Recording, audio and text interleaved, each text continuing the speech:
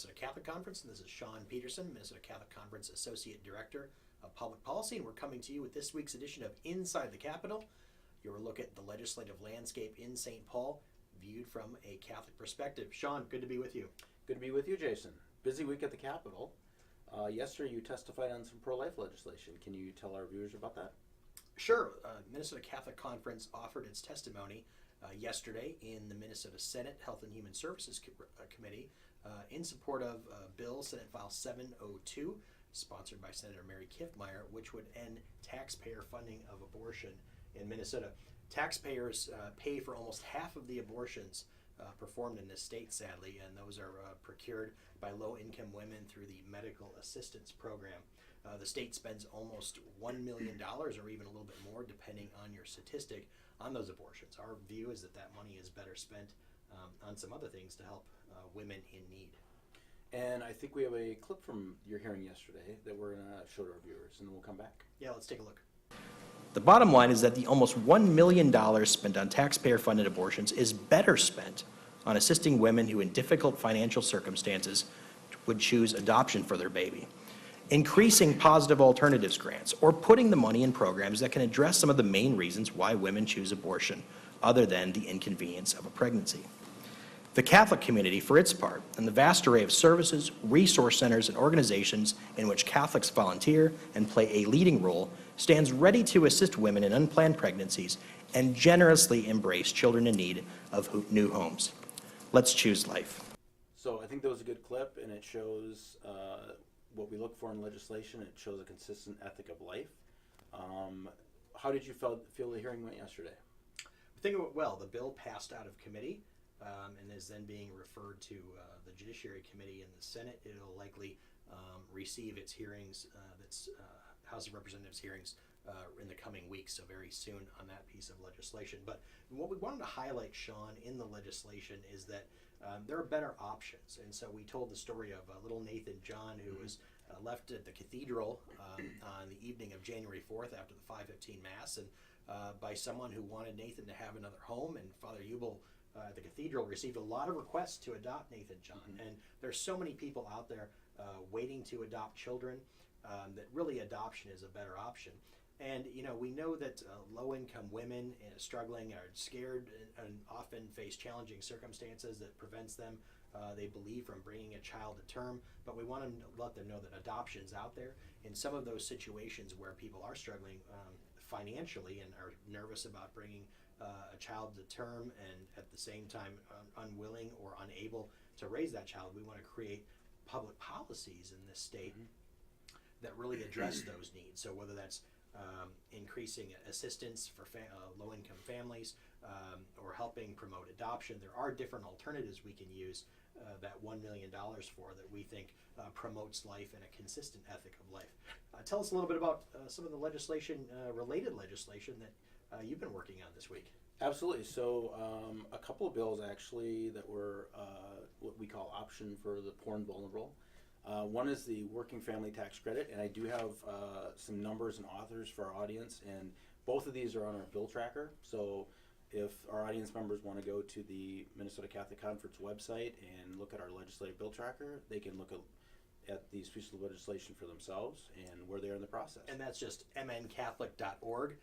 Click on legislation and then bills, and then you can find all the bills on which the Minnesota Catholic Conference has taken a position thus far. Yeah, absolutely. So the first one is the Minnesota Working Family Tax Credit. That's a refundable tax credit that helps families that are working, that are striving to make a better life for their family, for their children. And that's House File 516, and that's being authored by Representative Diane Loeffler in the House. And the companion to that is Senate File 28, and that is being authored by Senator Ann Rest. Both of these bills have bipartisan support, which is great, something we always like to see. And the other bill I'll just talk about is the Minnesota Family Investment Program, or MFIP, as we have lots of acronyms at the Capitol that we use all the time. That is House File 1603, and that's being authored by Representative Niels Peterson. And Senate File 806 is the companion to that bill, and that's being authored by Senator Jeff Hayden. And again, this is another bill that supports working families, and the sad thing about this bill is there's not been an increase in the MFIP cash assistance program for 31 years. That's far too long, and so the bill is asking for a $100 a month increase for these families that really need it. And this is to meet basic needs. This is not for lots of optional extras. I mean, this is for could be for cold medicine, for winter boots, for coats for kids. So really important legislation. That's right. And the Minnesota Family Investment Program is, of course, our basic program for families struggling in poverty. For a family of three, the cash grant assistance is capped at about $532 per month. Again, that hasn't increased since 1986. So we're expecting families to overcome poverty in 2017 using $1986. That hasn't even adjusted for inflation, and I believe it's somewhere around $1,200 or $1,300 had we been adjusting that cash grant up over the course of the years. So families are really falling behind, even without a cost of living adjustment present in that legislation. Oh, absolutely, yeah. We really need to do something. I mean, if nothing else, just to stop them from backsliding, because this is a basic. Again, these are covering basic needs. These are not, these families. It's covering some food and some other things that are just, for all of us, basic necessities that we want for our families and children. And as we know from Catholic teaching, a budget is a moral document. A budget is a way in which we as a state prioritize our spending decisions. Just like a family budget, you put the most important needs first, not the amenities, but those basic needs, particularly for the vulnerable members of your household when they're struggling, education, healthcare. Those are just core staples, and this provides basic assistance for families in need. I'll say that the working family credit, too, is another important, perhaps one of our best anti-poverty mechanisms. Yes. It's the state version of the federal earned income tax credit, and again, it rewards work. It helps families trying to build a better life and get on that ladder out of poverty. So these are core pieces of legislation that really serve low-income families, and we hope, too, it's related to that issue that I spoke of earlier, which is taxpayer funding of abortion. Let's, instead of encouraging abortion for women struggling in poverty, afraid to bring a child to term or raise a child because they can't afford it, let's help them with cash assistance. As I said in my testimony yesterday, the Catholic community stands ready to assist through the works of charity and our generosity, whether it's adoption, whether it's our pregnancy resource centers, you name it.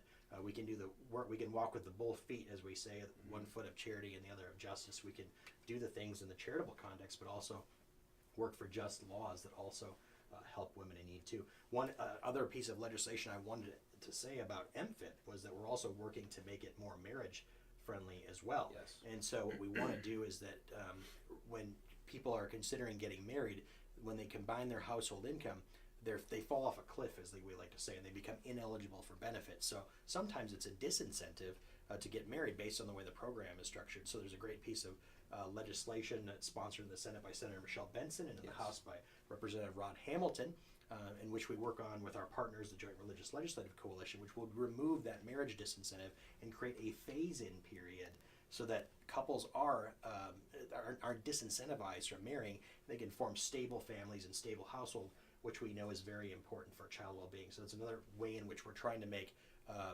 public assistance not just better for families and help them escape poverty, but also make it more marriage-friendly too. And we know marriage is one of the most important anti-poverty mechanisms as well.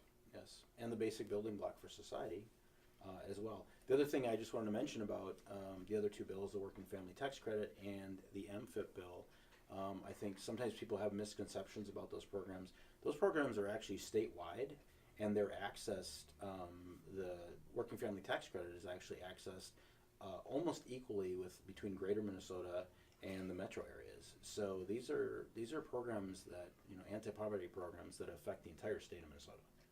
So what we really need to do is encourage our legislators to do three things. To say, let's not have any more taxpayer funding of abortion, and then let's use that money to do better things, promotion of adoption, but also perhaps public assistance programs like the Minnesota Family Investment Program, and also ensure that things like the Working Family Credit are included in our omnibus tax bill this year. So for more information about all that legislation, again, go to mncatholic.org. Make sure you're signed up for the Catholic Advocacy Network. You can receive updates about some of our most important legislation, as well as check in and see where legislation that we've been discussing and Inside the Capitol is at. For Shawn Peterson, I'm Jason Adkins. It was a pleasure to be with you, and we look forward to seeing you again next week for Inside the Capitol by the